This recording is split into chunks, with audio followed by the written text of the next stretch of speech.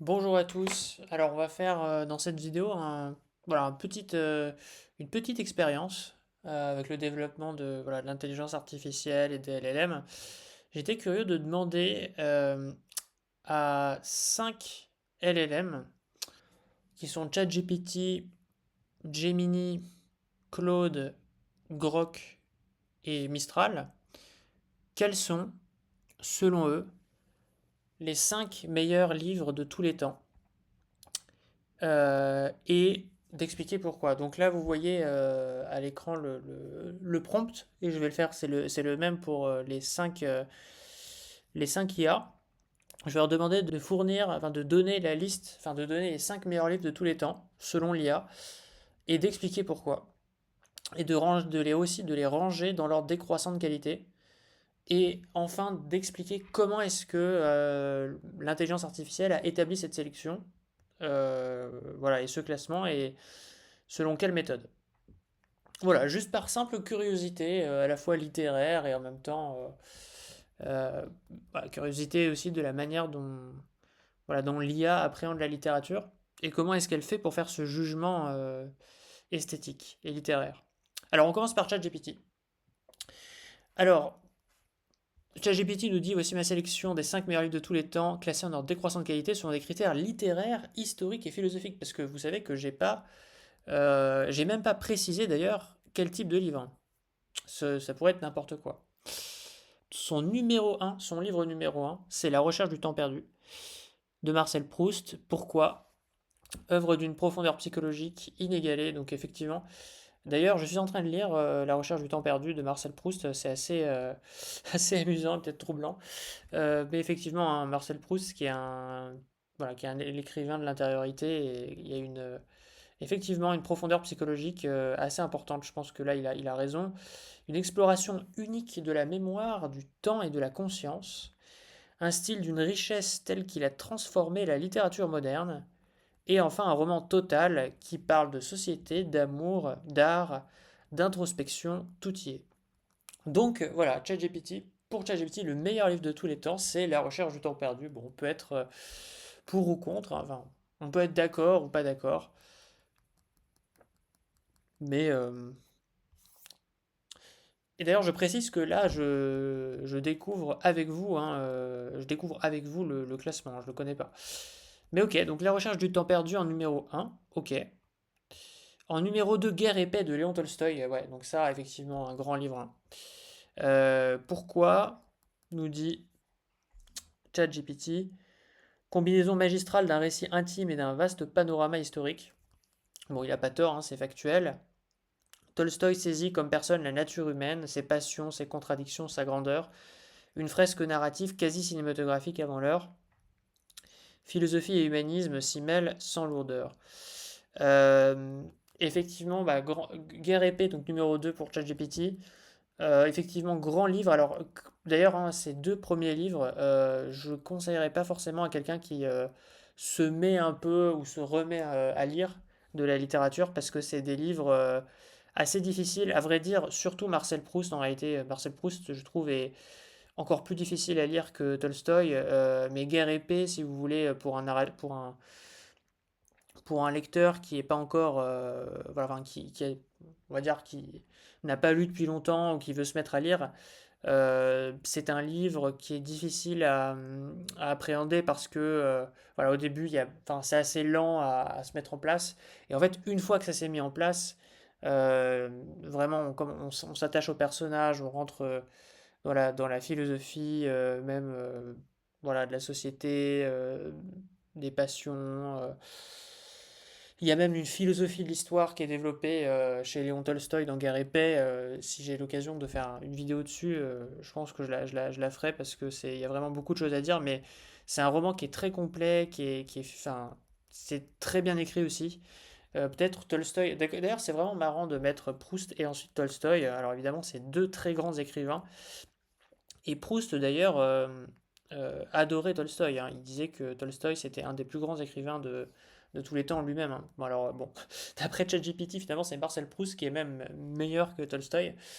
Mais voilà, moi, je suis pas forcément d'accord, d'ailleurs, avec ce classement relatif, parce que je suis en train de lire Proust et j'ai lu Tolstoï avant et je trouve que Tolstoï, comment dire, il est plus profond enfin, il est plus profond spirituellement et philosophiquement et métaphysiquement, alors que Proust est assez fin psychologiquement, mais on reste quand même dans un, je sais pas, c'est vraiment un autre sujet en fait. Proust et Tolstoï, Proust est vraiment l'écrivain de l'intériorité, où on entre vraiment dans la finesse de la sensation, de l'imagination, mais vraiment c'est vraiment un écrivain de qu'est-ce qui se passe dans votre fort intérieur. Et, euh, et Tolstoï, c'est profond dans un autre style, c'est profond dans un style plus philosophique presque, euh, plus spirituel. Je sais pas comment dire. Et Guerre et Paix est un très grand livre. Effectivement, c'est un très grand livre, mais peut-être plus facile à lire dans le style, parce que Proust, vous savez, la phrase proustienne est très complexe. Mais voilà, mais quand même deux livres qui sont, je pense, qui sont pas forcément évidents à lire, mais qui sont, donc voilà, donc je pense qu'une fois on s'est remis à lire ou qu'on a lu un certain nombre de livres, je pense que c'est bien. Et si on a un peu de temps aussi, parce que c'est évidemment de très très longs livres, hein. La Recherche du temps perdu, il y a beaucoup beaucoup de volumes. Mais voilà, une fois qu'on s'est un petit peu, qu'on a lu quand même plusieurs livres avant, bon, ça se lit bien, quoi. Donc, là, je passe un peu de temps, mais si ça se trouve, on va retomber sur les mêmes dans les prochaines IA. Alors, ensuite, on passe au numéro 3 qui est l'Odyssée d'Homère. Bah oui, ok. Mais effectivement, hein, l'Odyssée d'Homère, ouais. Bah, en même temps, ouais, Homère, c'est un petit peu dur, quoi, de faire mieux que. Enfin, c'est tellement génial, quoi. Enfin, voilà, bon, pourquoi? L'un des fondements de la littérature occidentale, récit mythique mais profondément humain, errance, ruse, loyauté et preuve, influence gigantesque sur 3000 ans de récits du roman d'aventure au cinéma contemporain, force poétique, imagination inépuisable. Je suis quand même d'accord que l'Odyssée, enfin que Homère, mais que ce soit l'Odyssée, l'Iliade ou l'Odyssée d'ailleurs. Quelque chose que je pourrais demander à ChatGPT s'il met pas l'Iliade après, c'est pourquoi il a choisi l'Odyssée plutôt que l'Iliade d'ailleurs. Je sais pas s'il va me le dire, mais bon, en tout cas, l'Iliade ou l'Odyssée, ça paraît quand même assez logique. Quatrièmement, 1984 de George Orwell, d'accord. Pourquoi un des livres les plus lucides et prophétiques jamais écrits? Analyse terrifiante des mécanismes totalitaires toujours actuels. Euh, J'ai une deuxième question à poser à ChatGPT, c'est pourquoi est-ce qu'il pense qu'une analyse terrifiante des mécanismes totalitaires est toujours actuelle aujourd'hui en 2025, mais bon, intéressant peut-être à demander. Impact culturel immense, Big Brother, novlangue, double pensée, clarté stylistique et puissance politique exceptionnelle. Alors je vous avoue que je n'ai pas lu 1984, mais c'est effectivement un grand classique et j'avoue que il va falloir que je le lise. Et enfin, numéro 5, Don Quichotte de Cervantes. Don Quichotte de Cervantes, alors pourquoi d'après ChatGPT? Premier grand roman moderne et immense réflexion sur la fiction elle-même. Mélange rare d'humour, de mélancolie et de critique sociale, un personnage devenu universel, symbolique de l'idéaliste contre le monde, et une influence majeure sur toute l'histoire du roman. Ouais, bah, ça c'est totalement vrai. Là aussi, j'ai pas lu en entier Don Quichotte, mais euh, c'est très drôle et en même temps, je pense qu'il y a un double sens effectivement dans Don Quichotte. Ce personnage qui, voilà, tout d'un coup se met à s'inventer voilà, vous connaissez tous l'épisode des moulins. Il pense que les moulins sont des géants, mais en fait, c'est un peu toujours comme ça. Et en fait, il se construit un univers dans sa tête. Et pareil, en fait, à plusieurs reprises, se prenant pour un chevalier, il veut faire le bien, mais en fait, il fait pas toujours le bien, il fait le mal. C'est quand même assez. Ça va plus loin que juste le récit, c'est-à-dire qu'il y a des messages voilà, c'est un peu c'est un peu une métaphore, une caricature de quelque chose qui, je pense, est aussi vrai. Euh, et donc voilà, donc on a déjà, alors méthodologie pour cette sélection, c'est juste après, mais voilà, donc là, moi j'ai découvert avec vous le top 5 d'après ChatGPT. Alors un deuxième truc que je testerai après aussi, c'est est-ce que c'est stable, mais peut-être dans une autre vidéo. est-ce que c'est stable, c'est-à-dire est-ce que si je le redemande demain, c'est la même chose? Je referai exactement le même prompt demain et on va voir il me demande la même chose. Il me propose la même chose. Donc ouais, donc La recherche du temps perdu de Marcel Proust, Guerre et paix de Tolstoï, L'Odyssée d'Homère, 1984 de George Orwell et Don Quichotte de Cervantes. Euh, voilà, encore une fois, les deux premiers sont. Moi, je connais surtout les. Enfin, l'Odyssée d'Homère, évidemment, je connais, mais j'ai pas lu en entier. Mais je connais surtout un 2 et 5. Et je peux vous dire que un et 2 sont vraiment de grands livres qui sont pas forcément faciles à lire si vous n'avez pas lu depuis longtemps. Mais si vous êtes déjà habitué, c'est évidemment des livres à lire avec moi une petite préférence quand même pour Guerre et paix de Tolstoï pour l'instant, parce que j'ai pas tout lu de La recherche du temps perdu. Et l'Odyssée 84, je peux pas me prononcer. Et Don Quichotte, c'est très drôle. Et je pense qu'effectivement. Alors pour l'instant, de ce que j'ai lu, quand même, j'ai un peu moins aimé. Mais j'ai pas lu en entier Don Quichotte. Mais je le trouve quand même un peu. Mais bon, j'ai pas tout lu. Je ne juge pas. Alors, quelle méthode utiliser pour établir cette sélection? Je suis appuyé sur une grille multicritères en combinant 4 dimensions principales. Influence historique et culturelle, impact sur les œuvres ultérieures, notion ou mythe devenu universel, importance dans l'évolution du genre littéraire. Donc déjà, il y a son premier critère, c'est l'influence historique et culturelle. Donc c'est pas la qualité pour l'instant, c'est l'influence historique et culturelle. Donc on comprend hein, qui est par exemple euh, qui a eu Homère ou même Cervantes. La valeur littéraire intrinsèque, ok, donc ça c'est déjà un peu plus intéressant. Enfin, je trouve, parce que l'influence c'est une chose, mais la valeur littéraire intrinsèque, c'est quand même la qualité littéraire, quoi. Donc complexité stylistique ou innovation formelle, profondeur des personnages, de la narration et des thèmes, qualité linguistique et poétique. Ok. Troisièmement, pertinence intemporelle, capacité à toucher, faire réfléchir ou émouvoir au-delà des époques, universalité des thèmes, amour, pouvoir, identité, liberté, mémoire.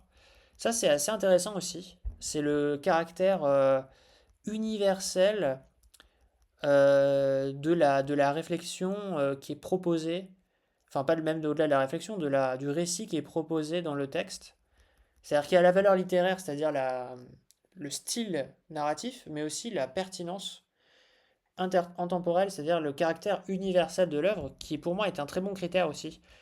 C'est-à-dire que si une œuvre est géniale, mais qu'elle est très très très spécifique à un contexte particulier, même si elle est belle, elle a peut-être moins de.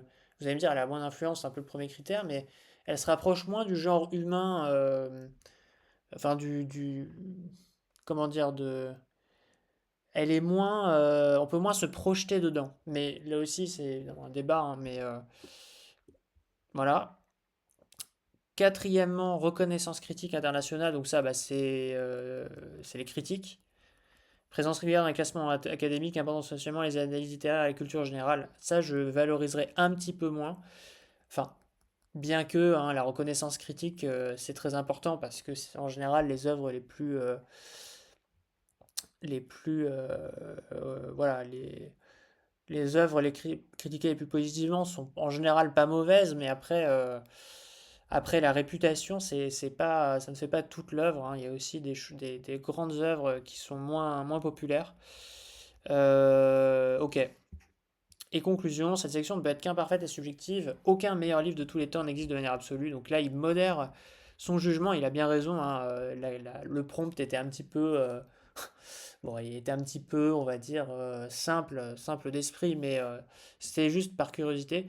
Mais elle représente un équilibre entre tradition, innovation et impact durable, en tentant de ne pas se limiter à un seul pays, style ou période. Alors ça, c'est intéressant parce que en fait, il s'auto-contraint, il dit, en tentant de ne pas se limiter à un seul pays, style ou période, c'est-à-dire que, en fait, il se met une contrainte que je ne lui avais pas donnée, qui est de faire quelque chose à plusieurs pays différents, de plusieurs pays différents et de plusieurs styles et de plusieurs périodes. Je ne lui avais pas du tout dit ça, mais effectivement, il prend un français, un russe, un grec, enfin grec dans le sens grec, voilà, un grec ancien, un britannique et un espagnol. Donc effectivement, et c'est des périodes différentes. Donc hein, le XXe siècle, le XIXe siècle, l'Antiquité. George Orwell, Il me semble que c'est le 20e siècle. Et puis Cervantes, je pense que c'est le 17e siècle, mais je ne suis pas sûr. Euh, voilà, donc il s'est un peu mis une contrainte, c'est intéressant. On verra ce que font les autres. Si tu veux, je peux proposer une version 100% française un top 5 des différents genres et une liste personnalisée sur ton goût. Non, donc non. Par contre, j'avais dit que j'allais poser deux questions. J'ai envie de poser deux questions. Euh,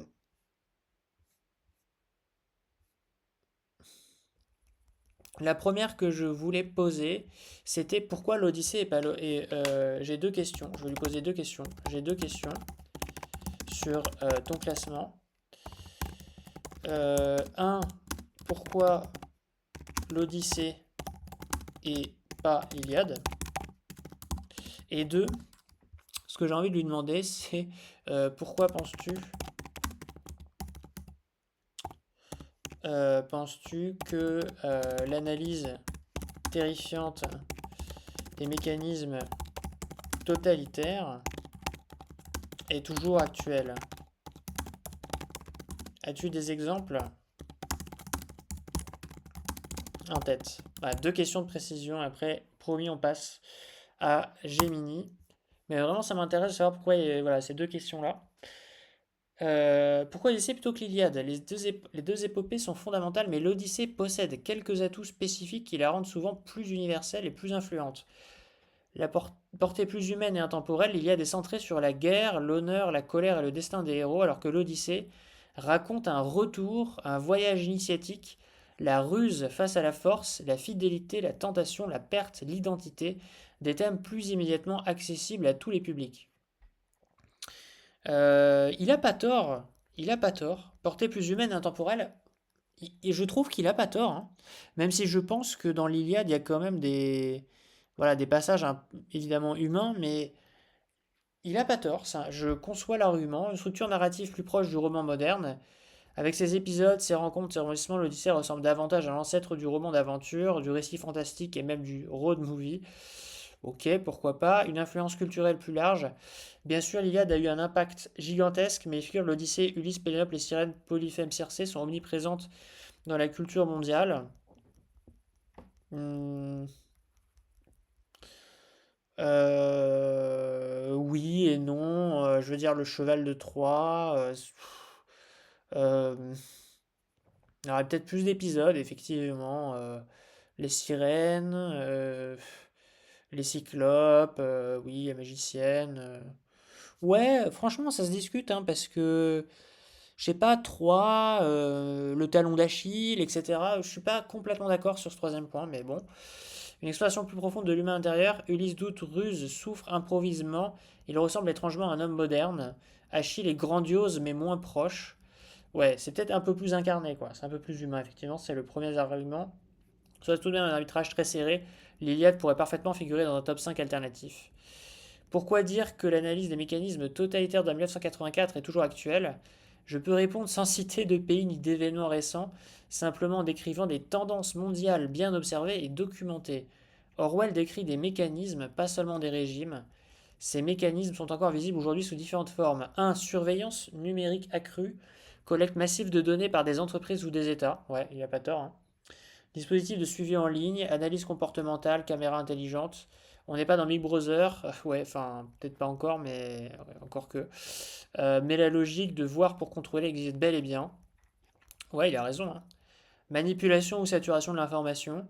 Diffusion organisée de fausses informations ou théories visant à brouiller la perception du réel.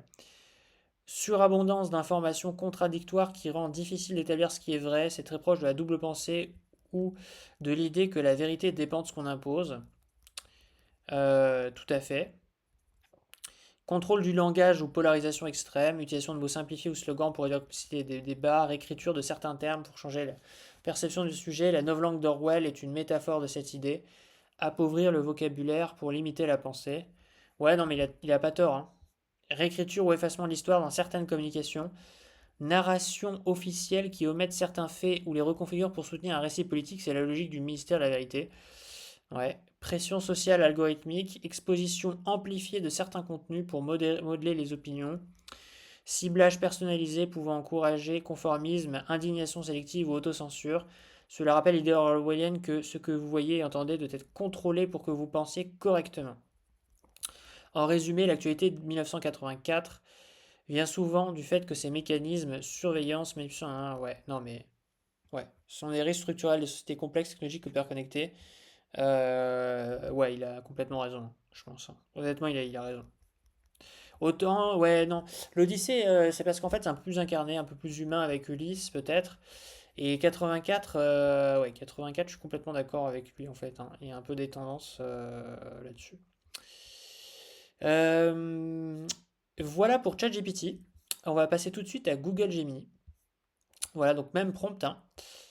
Même prompt. Donne-moi les 5 meilleurs livres, explique-moi pourquoi, ranger un croissant de qualité, enfin explique-moi comment tu as établi cette sélection et ce classement. Et j'ai mis en mode slow thinking, parce qu'il y a fast aussi. Et alors, que me dit Gemini? C'est un défi titanesque car la littérature est subjective et touche chaque lecteur différemment. Cependant, en tant qu'intelligence artificielle, je peux synthétiser des siècles de critiques littéraires, d'impact culturel et d'innovation stylistique pour établir un consensus universel.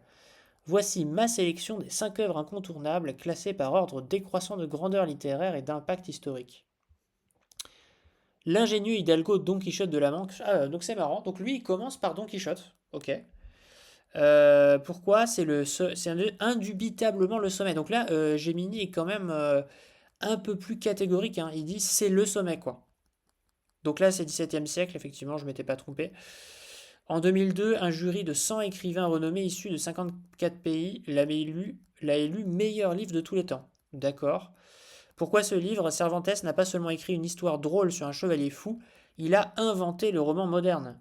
C'est le premier livre qui s'interroge sur lui-même, métafiction, qui mélange le tragique et le comique avec une telle fluidité et qui explore la frontière entre la réalité et l'illusion.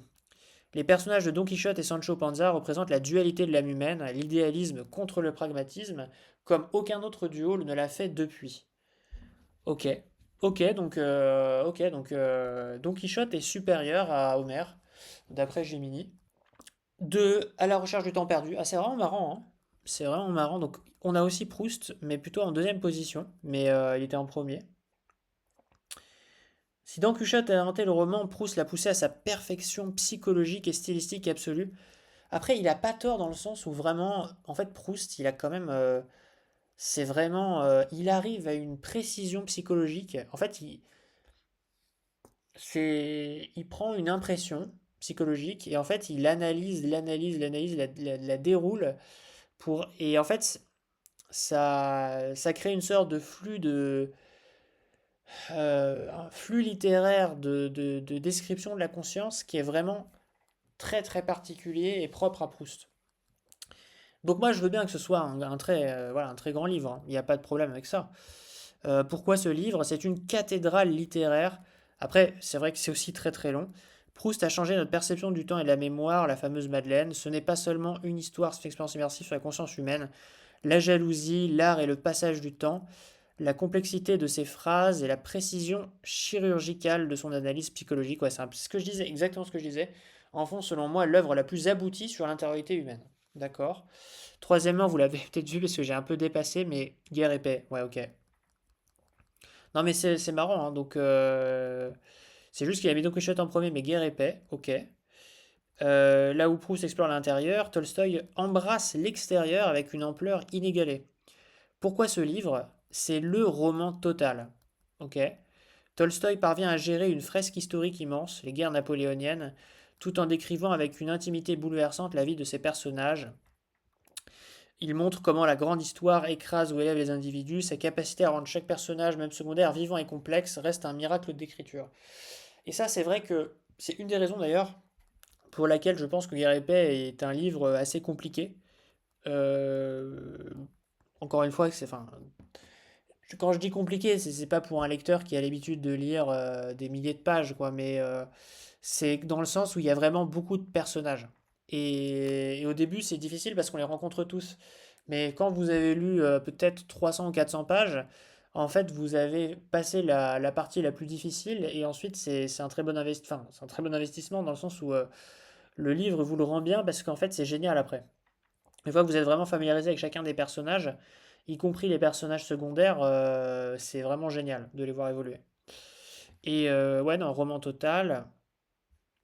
Quatrième, quatrième, la Divine Comédie de Dante. D'accord, ouais, effectivement, ok. Alors ça, par contre, je connais pas du tout. Je connais pas du tout, mais je veux bien le croire. Plus qu'un livre, c'est le pilier sur lequel repose une grande partie de la culture occidentale moderne. Pourquoi ce livre? Dante a fait deux choses extraordinaires. Il a synthétisé tout le savoir, la théologie et la philosophie de son époque dans un poème à l'architecture parfaite. L'enfer, le purgatoire, le paradis. Et il a littéralement créé la langue italienne moderne. Ok. Donc ça, je savais pas, hein, mais après, j'ai pas lu, mais c'est une allégorie universelle du voyage de l'âme vers la lumière, remplie d'images si puissantes qu'elle façonne encore notre vision de l'au-delà d'aujourd'hui. Ok. Et le numéro 5 est pour Gemini, 100 ans de solitude. Alors ça, je connais pas du tout. De Gabriel Garcia Marquez. Ok. Je connais pas du tout. Pour clore ce classement, il faut une œuvre qui représente la modernité. Alors ça, c'est marrant parce qu'en fait, euh, les intelligences artificielles se mettent des contraintes. Parce que vous avez vu que ChatGPT s'est mis tout seul la propre contrainte de faire un classement avec en fait des livres un petit peu de différents pays, différentes cultures, différentes époques. Et là, pareil, j'ai mis, il se met une contrainte, il dit il faut une œuvre qui représente la modernité et l'ouverture au monde au-delà de l'Europe. Mais j'ai pas dit qu'il fallait forcément ça. Moi, j'ai juste dit prends les 5 meilleurs de tous les temps. Mais bon. Pourquoi ce livre? C'est l'acte de naissance mondial du réalisme magique. En racontant l'histoire de la famille Buendia et du village de Macondo, Marquez a écrit la Bible de l'Amérique latine. Le livre capture la circularité du temps, la fatalité et la solitude avec une prose poétique et luxuriante. Il a prouvé que le roman pouvait encore se réinventer au XXe siècle en mêlant le mythe et l'histoire politique. Ok, mais ça je connais pas du tout, donc mais c'est bien noté. Alors ensuite, quelle méthodologie? Comment j'établis ce classement? Tu m'as demandé selon moi, mais en tant qu'IA, je n'ai pas de goût personnel. Je ne ressens ni l'émotion de la Madeleine de Proust, ni le rire face à Sancho Panza. Ah, mais tu as de la répartie, en tout cas. Pour répondre à ta demande, j'ai utilisé une méthode de synthèse pondérée basée sur trois critères objectifs. Un, le consensus critique. Donc ça, c'est un peu, ça, c'est le quatrième critère de ChatGPT, le consensus critique. J'ai croisé les données de plusieurs listes de références, notamment la Bibliothèque mondiale, qui a son des 100 auteurs web majeurs, la liste des 100 meilleurs livres du monde du Times et de la Modern Library, et Don Quichotte ressort presque systématiquement numéro un dans ces agrégations. 2. L'impact historique et l'innovation, donc ça, effectivement, ChatGPT l'avait aussi pris en compte. J'ai privilégié les livres qui ont créé une rupture. Cervantes a créé le roman, Dante a standardisé une langue, Proust a révolutionné la narration psychologique. Ces livres ne sont pas seulement bons, ils sont fondateurs. Dans l'état ça, c'est en fait, ouais, c'est un peu le même raisonnement que ChatGPT. Il prend l'impact et l'influence culturelle. Et troisième critère, l'universalité et la temporalité. Ah bah ChatGPT fait exactement la même chose. J'ai choisi des livres qui ont résisté à l'épreuve du temps, le plus récent à 50 ans, le plus vieux à 700 ans, et qui sont étudiés dans le monde entier, dépassant leur culture d'origine. Ouais. Je crois qu'il y en avait un quatrième pour ChatGPT, c'était bah ouais, c'était quand même la valeur littéraire intrinsèque quand même, hein. Et lui, donc là, Gemini prend pas la valeur littéraire intrinsèque, mais il aboutit à peu près au même classement, à part peut-être Marquez. Donc est-ce que ça veut dire que Marquez a une valeur, Marquez et Dante ont une valeur intrinsèque moins importante? Je ne sais pas, mais effectivement, il prend pas en compte. Ok, donc voilà pour Gemini. Donc le top 3 qui est à peu près, enfin, qui reprend 3 de ChatGPT en les mettant dans un autre ordre avec Don Quichotte en premier. Je pense qu'il a aussi pondéré les classements et donc on a l'impression quand même qu'il pondère pas mal le consensus critique par rapport à peut-être à ChatGPT, mais Don Quichotte, Marcel Proust, qui répète Tolstoï, il a dit une comédie de Dante et 100 ans de solitude de Marquez. On passe à Claude. Donc pareil, les 5 meilleurs livres de tous les temps. Donc Premièrement, alors, que nous dit Claude? 5 chefs-d'œuvre de la littérature mondiale. Plutôt que de prétendre établir un classement définitif, je vais partager 5 œuvres d'une richesse exceptionnelle en expliquant ce qui les rend remarquables. Alors ça, c'est très marrant. Claude ne répond pas à la question. Il dit, je ne vais pas répondre à ta question. Plutôt que de prétendre établir un classement définitif, je vais te partager 5 œuvres d'une richesse exceptionnelle. Et puis je vais expliquer ce qui voilà. Donc lui, en fait, il dit non, mais en fait, je m'en fiche de ta demande. Je ne vais pas partager de classement définitif. Sans doute parce qu'il pense que c'est stupide de prendre un classement définitif, ce que je peux tout à fait comprendre. Je pense que c'est complètement, ça se défend. Et donc qu'est-ce qui, bon, ok, donc qu'est-ce qu'il nous dit? Donc ces 5 œuvres richesse exceptionnelle, bah, Don Quichotte en premier. Ce roman invente essentiellement la forme moderne du roman tout en étant profondément humain et drôle. Cervantes crée une réflexion vertigineuse sur la réalité et la fiction, l'idéalisme et le pragmatisme. L'œuvre a influencé presque toute la littérature occidentale, qui a suivi de Flaubert à Borges. Euh, Sa capacité à être simultanément une parodie hilarante et une imitation émouvante sur les rêves humains ont fait une œuvre d'une profondeur inépuisable. Donc là, on a encore l'argument que, effectivement, Don Quichotte a inventé la forme moderne du roman. En deuxième, on a un Tolstoï, mais ce qui est marrant, c'est que cette fois-ci, c'est pas Guerre et Paix, c'est Anna Karénine, que je n'ai pas lu, mais je pense que c'est un très bon livre parce que Guerre et Paix était génial. Tolstoï atteint ici une maîtrise narrative absolue, entrelaçant plusieurs intrigues avec une compréhension psychologique d'une précision stupéfiante, ce que j'avais remarqué déjà dans Guerre et Paix, hein. Le roman explore l'amour, la famille, la société, la foi et le sens de l'existence avec une honnêteté radicale. Chaque personnage respire d'une vie propre. Tolstoï nous fait comprendre de l'intérieur des êtres très différents, créant une empathie universelle. Donc Tolstoï qui se retrouve quand même dans les, en tout cas, et donc voilà, comme Cervantes dans les 3 premiers classements. Les frères Karamazov de Fyodor Dostoïevski, que je n'ai pas lu, mais et là c'est marrant parce qu'en fait ChatGPT, Claude pardon, ne se crée pas de contraintes par pays, c'est-à-dire que là il nous a donné 2 Russes de la même époque. Je trouve ça, je trouve ça plutôt pas mal parce que on sent qu'il s'est pas dit bah je vais juste prendre, il faut que je, enfin il ne fait pas enfin il ne répond pas à ma première question, mais d'un autre côté il se crée pas des contraintes que je ne lui ai pas données.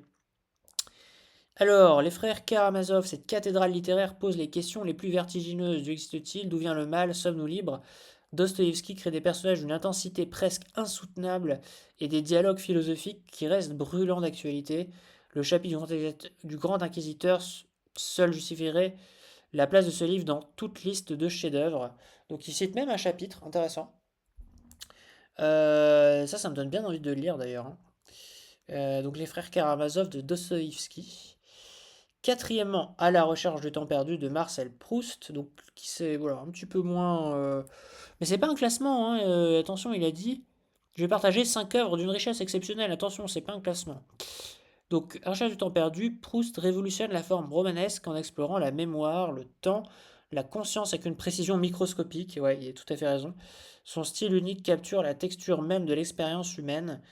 L'œuvre transforme notre façon de percevoir notre propre vie, révélant la profondeur cachée dans les moments apparemment banals. Ouais, bah c'est ça. Mais donc là, je ne vais pas redire ce que j'ai dit sur Proust. Et enfin, cinquième, l'Odyssée d'Homère. Donc lui aussi, il prend l'Odyssée et pas l'Iliade. Ce poème épique fonde littéralement la littérature occidentale. Au-delà de l'aventure captivante, il explore le désir de retour, l'identité, la fidélité, la ruse face à la force. Son influence traverse 3 millénaires. Chaque génération y trouve de nouvelles significations, preuve de sa profondeur archétypale. J'aime bien la manière de décrire de Claude. Profondeur archétypale, précision microscopique. J'aime bien son style. Et voilà, donc ensuite sa méthode de sélection, je dois être honnête, il n'existe pas de méthode objective, bon les 2 autres l'ont dit, hein. Pour établir un tel classement, j'ai utilisé plusieurs critères combinés. Euh, Influence historique, l'impact de l'œuvre sur la littérature mondiale et la culture en général, donc ça, bah, c'est un peu comme les 2 autres. Profondeur thématique, La capacité à explorer des questions humaines fondamentales avec nuance et honnêteté. Ça, c'est un nouveau critère que les deux autres n'avaient pas. Donc là, c'est intéressant. En fait, il a une approche un peu. Alors, pas, Gemini l'avait pas, mais ChatGPT l'avait. Alors, ChatGPT, lui, il regardait le caractère universel du livre. Et lui, c'est la capacité à explorer des questions humaines fondamentales. C'est un peu proche, mais avec nuance et honnêteté. Donc, c'est-à-dire qu'en plus, il faut non seulement que ce soit universel, mais il faut que ce soit bien fait. Et innovation formelle, la contribution à l'évolution de l'art littéraire. Donc ça, ok, c'est une sorte, ouais, donc c'est pas, moi ça avait été aussi pris en compte par ChatGPT et Gemini. Universalité, la capacité à parler des lecteurs de différentes époques et cultures. Donc ça avait été pris en compte par ChatGPT mais pas par Gemini. Richesse inépuisable, les œuvres qu'on peut relire toute sa vie en y découvrant toujours de nouvelles dimensions. Ouais, c'est intéressant comme critère aussi ça. Puissance émotionnelle et intellectuelle, l'impact sur le lecteur. Ok, intéressant aussi. Ce classement reflète inévitablement des biais culturels, littérature européenne principalement, et personnelle. Mais c'est, attention, c'est personnel. Mais oui, mais personnel de qui? Parce que toi, t'es une IA. Ajouté à ça, je vais lui demander. D'autres choix tout aussi défendables incluraient des œuvres comme La Guerre et Paix, oui, Hamlet, Madame Bovary, Cent ans de solitude. C'est marrant, hein, il prend aussi Marquez. Le dit du Genji, je ne connais pas, ou des épopées comme Gilgamesh ou Mahabharata. La qualité en littérature n'est pas mesurable comme en mathématiques. C'est une conversation sans fin, ce qui fait justement la richesse de la littérature. J'ai bien aimé honnêtement la réponse de Claude. Alors, il commence par dire, je vais partager 5 œuvres qui sont des 5 chefs-d'œuvre. Il dit que c'est pas un classement. Après, il se contredit parce que il dit qu'il n'y a pas de méthode objective pour voilà. Euh, mais globalement, voilà, il dit je vais pas faire de classement, je vais partager 5 livres. Et je trouve qu'il a plus de critères que les deux autres, honnêtement. Mais là, c'est un peu ma première impression. Et par contre, je vais lui demander, mais qu'entends-tu par biais personnel? euh, Enfin, peut-être qu'il parle en général, hein, mais car tu n'es pas, car tu n'as pas, tu ne peux pas avoir de biais personnel pour avoir. Qu'entends-tu par biais personnel pour constituer ce classement? Car tu ne peux pas avoir de biais personnel par construction.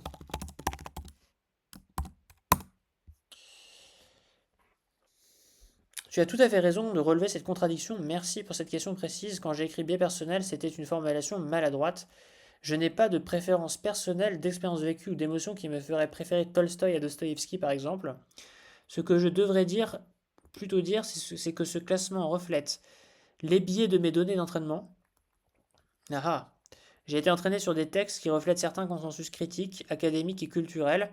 Si la critique littéraire occidentale a beaucoup écrit sur Proust, cela influence ma représentation de son importance, ouais. Des choix de pondération, quand j'ai généré cette réponse, j'ai dû pondérer différents critères. Cette pondération n'est pas personnelle au sens humain, mais résulte de patterns dans mes données d'entraînement et de la façon dont mon architecture traite l'information. Une incertitude intrinsèque face à ta question ouverte, il n'y a pas une seule bonne réponse dans les poids de réseau. Différentes exécutions pourraient produire des listes légèrement différentes, non par goût, mais par la nature probabiliste de ma génération. En réalité, dire selon toi dans ta question initiale est déjà problématique. Je n'ai pas vraiment de moi avec des opinions.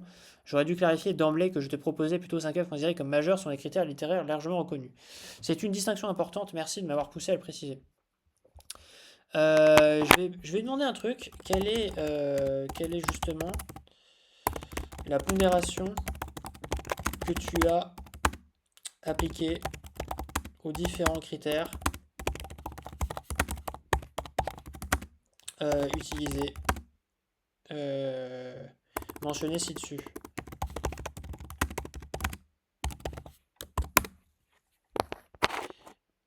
Excellente question, et je vais t'en honnête, je ne sais pas précisément. Ah, c'est marrant. Quand j'ai géré cette liste, je n'ai pas consciemment appliqué un système de pondération du type influence historique égale 30%, profondeur thématique égale 25%, etc. Ce n'est pas ainsi que je fonctionne aussi, ce qui se passe réellement. Bon, ok, donc là, on entre un peu dans la... Ok, donc il est même pas capable de me répondre. Ah, c'est marrant. Attends, attends, je vais peut-être quand même lire la réponse. Voici ce qui se passe réellement, pas de calcul explicite, je n'ai pas de module de pondération auquel je peux accéder.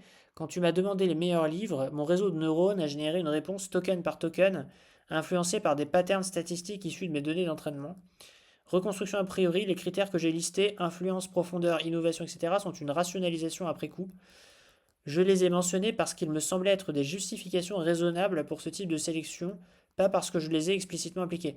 Donc autrement dit, les critères qu'ils donnent, d'ailleurs il y en a plus, hein, euh, d'ailleurs, soit dit en passant, il n'y a pas il n'y a pas la reconnaissance critique dans les critères.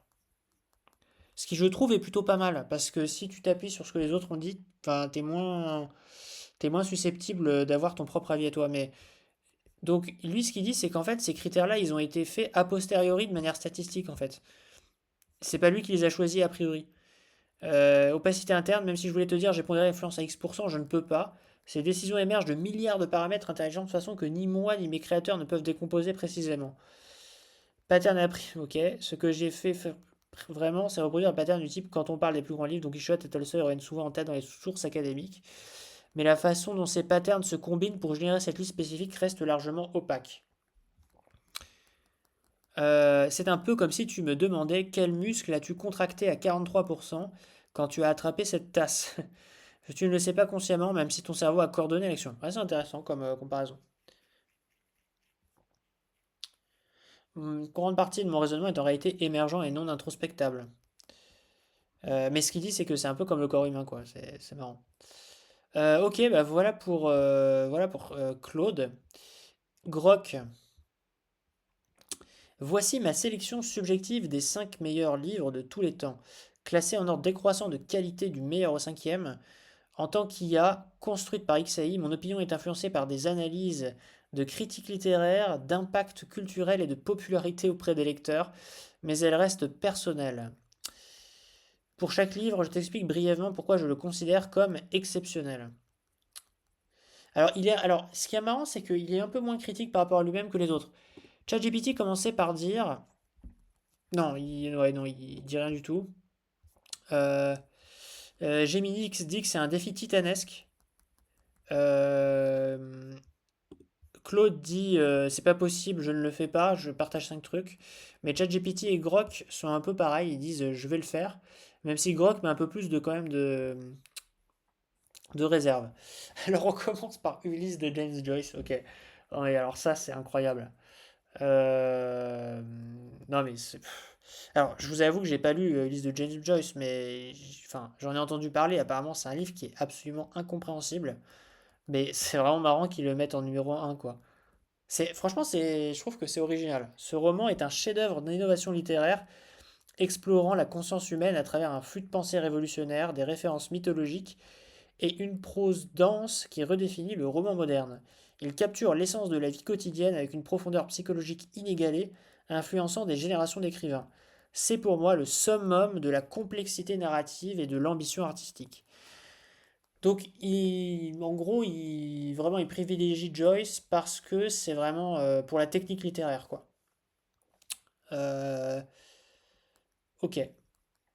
Mais bon, moi, j'ai pas lu, je peux pas trop me prononcer là-dessus, mais ok. Bon, en deuxième, on retrouve évidemment À la recherche du temps perdu.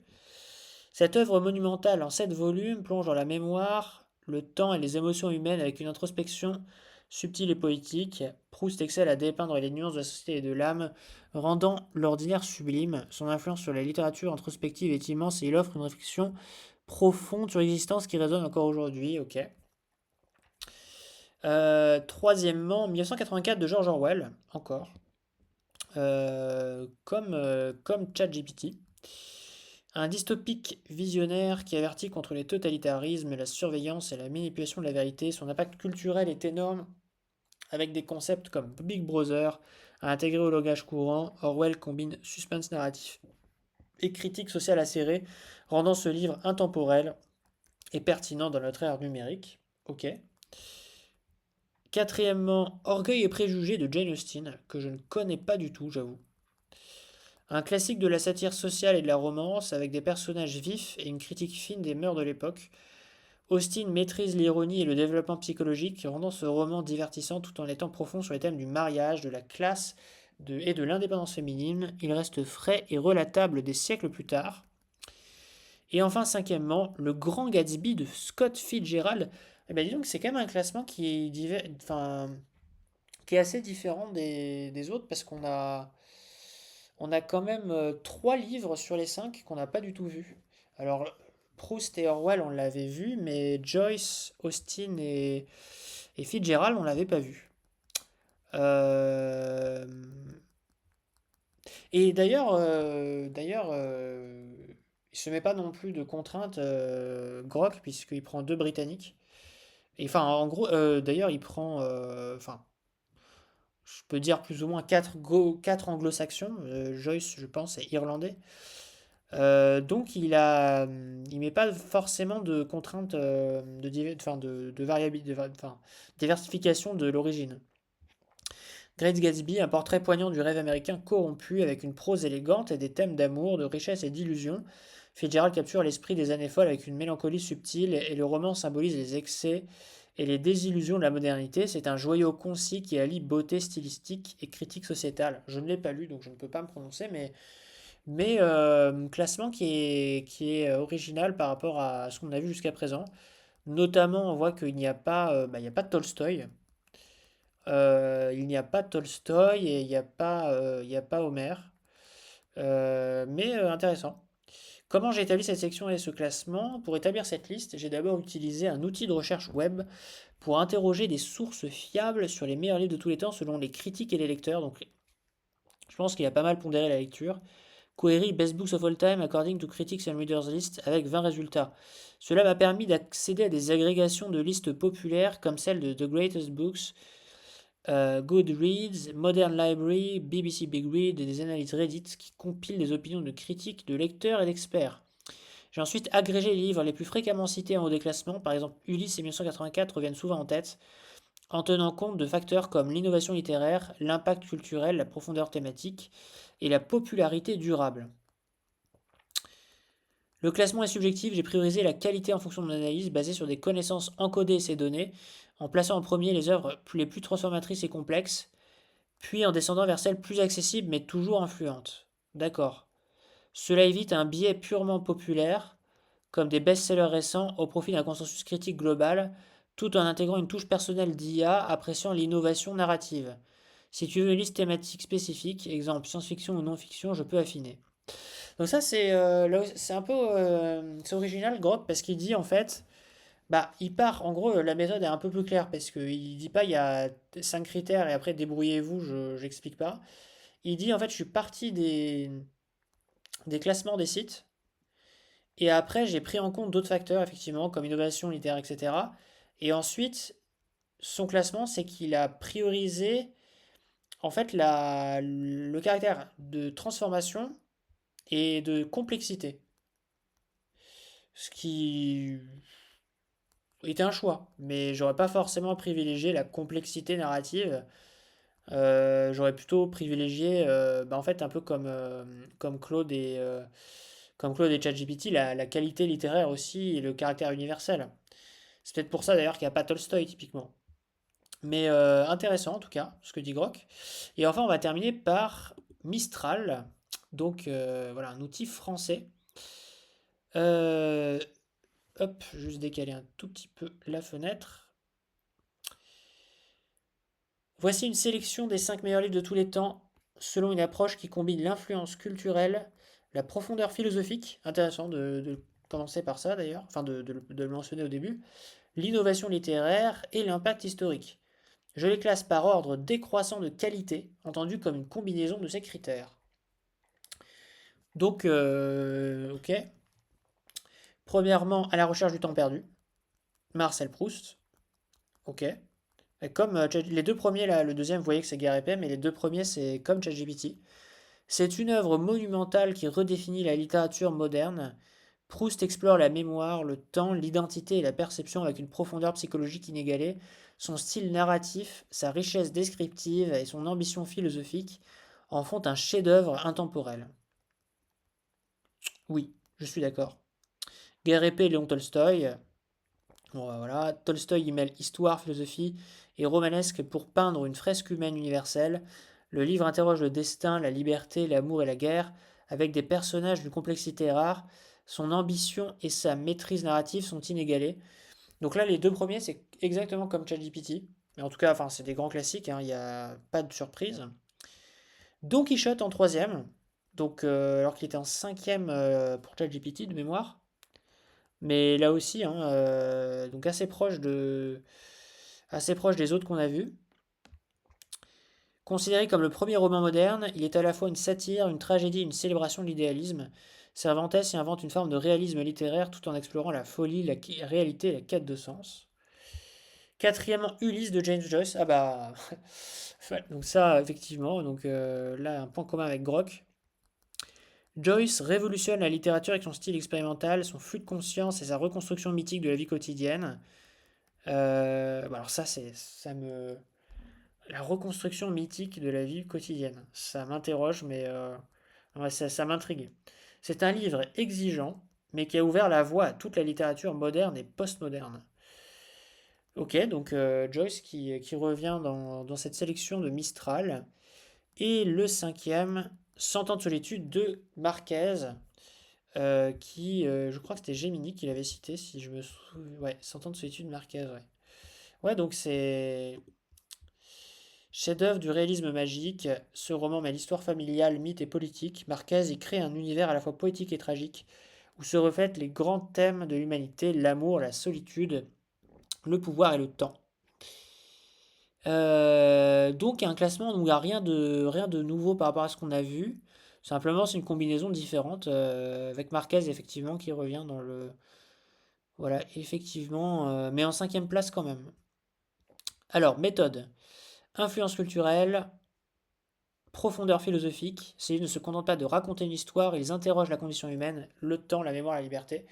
C'est marrant, la profondeur philosophique, je crois, n'a pas été forcément explicitement mentionnée. Claude avait parlé de l'universalité et de la profondeur thématique, explorer des questions humaines fondamentales avec nuance et honnêteté, ce qui bon, peut se rapprocher. Et ChatGPT avait dit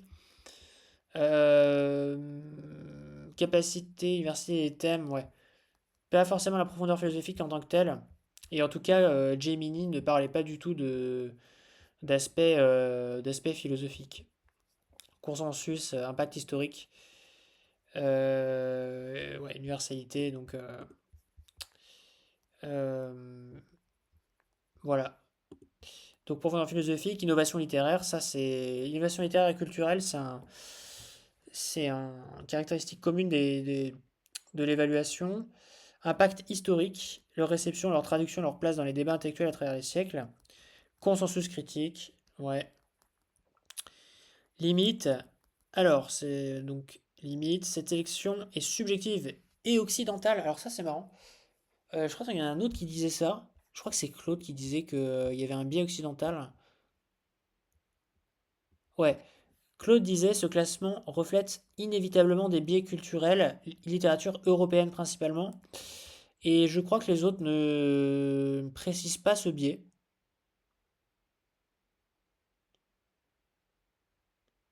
Donc, Grok le précise pas.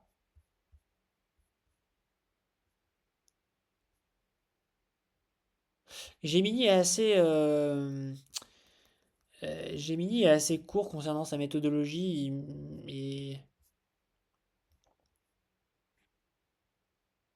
Non, il ne parle pas du tout de biais européen. Et ChatGPT non plus. Donc en fait, Mistral et Claude sont les seuls à préciser ça. D'autres cultures ont des chefs-d'œuvre tout aussi majeurs comme le dit du Genji ou les Mille et une nuits, mais j'ai choisi de me concentrer sur des œuvres accessibles et souvent citées dans les débats littéraires mondiaux. Et toi, quel est le livre qui t'a le plus marqué? Ouais, donc ça, marrant, c'est le seul à demander.